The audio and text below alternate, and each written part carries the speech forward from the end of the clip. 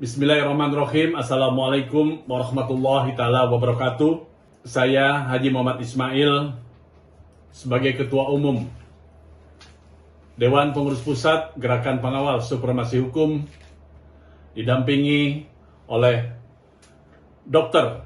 Haji Muhammad Yuntri SHMH sebagai Ketua Dewan Pembina DPP GPSH, dan didampingi yang satu lagi adalah Bapak Ismail Ahmad SPD MPD, menghimbau bahkan mendesak Yang Mulia Bapak Presiden Republik Indonesia Insinyur Joko Widodo untuk segera mencabut dan membatalkan keikutsertaan Indonesia dalam perjanjian dan atau MOU WHO Pandemic Treaty yang telah ditandatangani pada tanggal 1 Desember 2021 yang berkaitan dengan keikutsertaan Indonesia di dalam setiap kebijaksanaan tentang pandemi di suatu negara. Kami menilai bahwa di balik adanya atau lahirnya WHO Pandemic Treaty ini ada sesuatu yang disembunyikan. Bahkan kami duga bahwa adanya perjanjian ini merupakan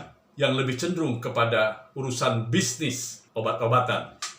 Oleh karena itu, sekali lagi, kebijaksanaan menentukan pandemi di negara Republik Indonesia hendaknya melalui sebuah proses atau adanya parameter apa yang dikatakan atau kebijaksanaan apa yang harus dikeluarkan setelah melalui SOP yang sudah ditentukan. Untuk lebih jelasnya, saya persilakan Saudara Ismail Ahmad SPD MM sekaligus sebagai tim ahli kami di bidang penelitian untuk memaparkan tentang pandemi. Saya persilakan.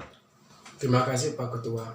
Perlu saya sampaikan di dalam menentukan pandemi treaty ini yang harus diperhatikan itu adalah parameter yang jelas, ukuran yang jelas, kemudian sudah dilakukan validasi data yang jelas.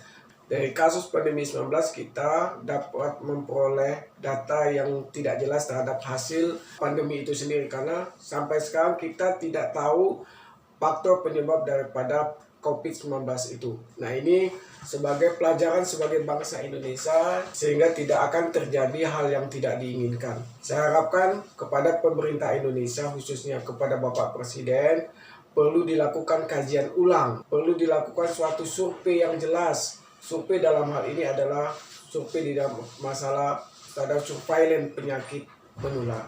Demikian yang dapat saya sampaikan. Terima kasih. Berbicara tentang konsekuensi ditantangannya perjanjian, negara peserta terikat dengan hak dan kewajiban sebagaimana diatur pada perjanjian tersebut.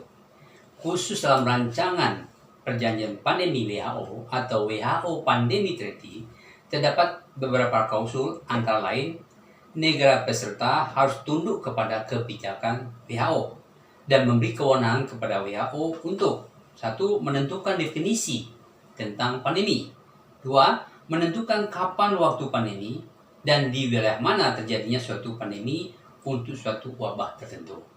Selain itu, negara peserta harus berkontribusi secara berkala untuk mensukseskan program kerja WHO.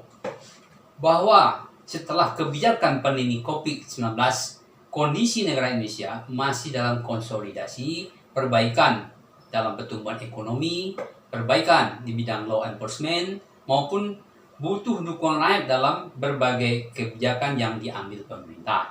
Sehingga perlu dipertimbangkan kembali rencana pendatangan WHO pandemi tersebut yang akan berlangsung tanggal 25 Mei 2022 dengan pertimbangan kepentingan nasional di atas kepentingan internasional atau asing, penting asing, sebagaimana diatur dalam Undang-Undang Nomor 37 Tahun 1999.